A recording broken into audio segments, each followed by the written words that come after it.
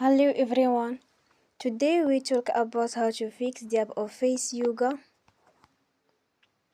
We will go to settings.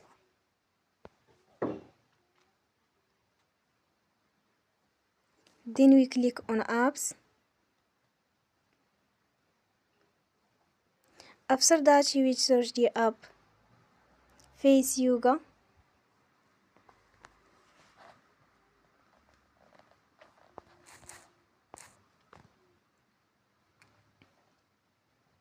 And you will click. You will on for stop. After that you will go to storage.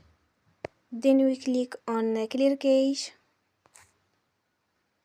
You will go to Play Store and you will update your app. Don't forget to support us by like and subscribe. See you next time and thank you for watching.